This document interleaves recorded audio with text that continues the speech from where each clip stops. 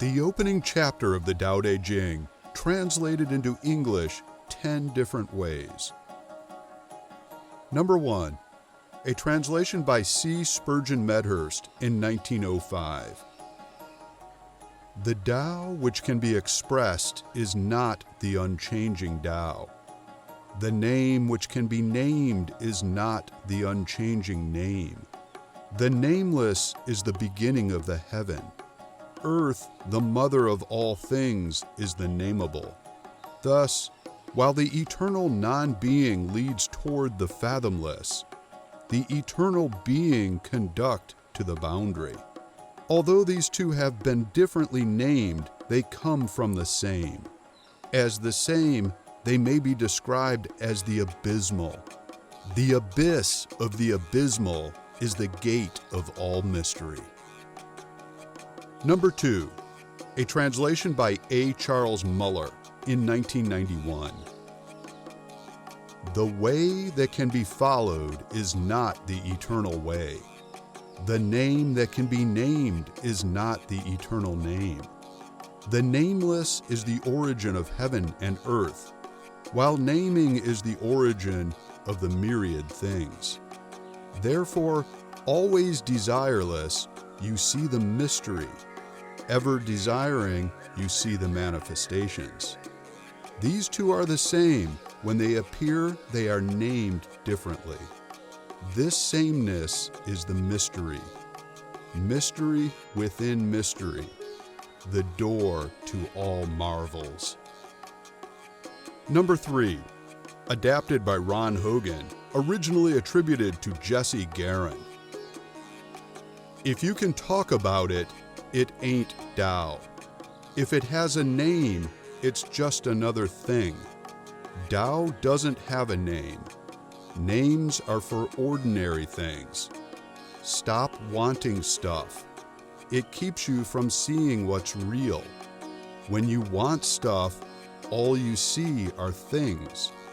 These two statements have the same meaning. Figure them out, and you've got it made. Number 4. Translation by DC Lao in 1963. The way that can be spoken of is not the constant way. The name that can be named is not the constant name. The nameless was the beginning of heaven and earth. The named was the mother of the myriad creatures. Hence, always rid yourself of desires in order to observe its secrets, but always allow yourself to have desires in order to observe its manifestations. These two are the same, but diverge in name as they issue forth. Being the same, they are called mysteries.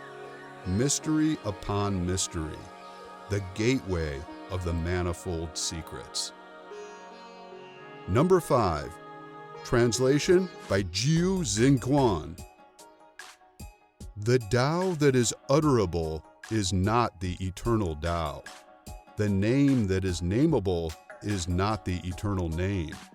The nothingness is the name of the beginning of heaven and earth.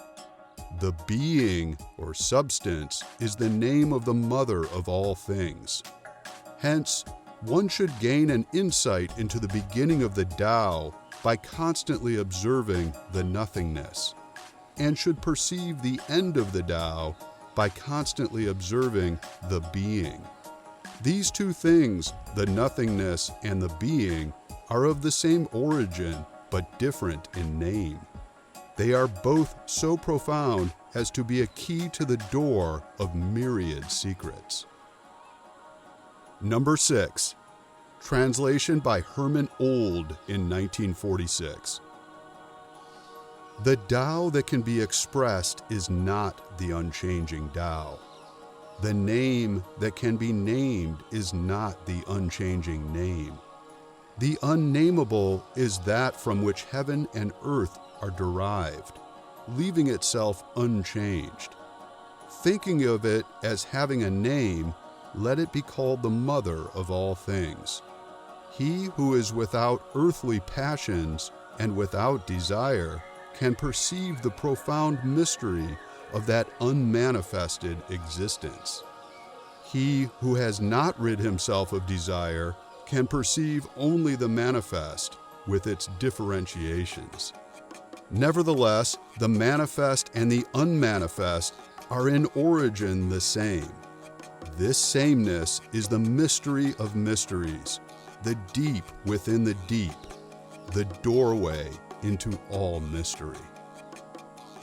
Number 7, translation by Wing-Sik Chan in 1963. The Tao that can be told of is not the eternal Tao. The name that can be named is not the eternal name. The nameless is the origin of heaven and earth. The named is the mother of all things. Therefore, let there always be non-being, so we may see their subtlety, and let there always be being, so we may see their outcome. The two are the same, but after they are produced, they have different names. They both may be called deep and profound, deeper and more profound, the door to all subtleties. Number 8, an anonymous translation. The ineffable about which is spoken is not the eternal ineffable. A name for the unnameable is but a name. The unnameable is what makes everything what it is. By naming things, you divide the indivisible. Only one who gives up all his desires can experience the indivisible. One who still cherishes desires will experience only dissension. Both will see the same reality, but experience it differently. One who goes from the false reality into the other will pass through the narrow gate and receive the secret of true life. Number 9, a translation by Raymond B. Blackney in 1955. There are ways, but the way is uncharted. There are names, but not nature in words. Nameless indeed is the source of creation, but things have a mother, and she has a name. The secret waits for the insight of eyes unclouded by longing. Those who are bound by desire see only the outward container. These two come paired but distinct by their names. Of all things profound, say that their pairing is deepest, the gate to the root of the world.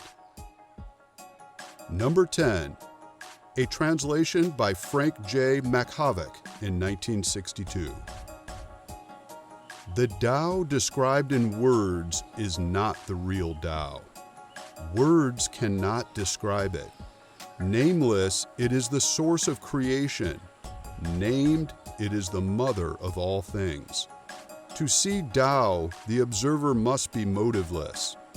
Those with selfish motives see only the surface, not the innermost depths.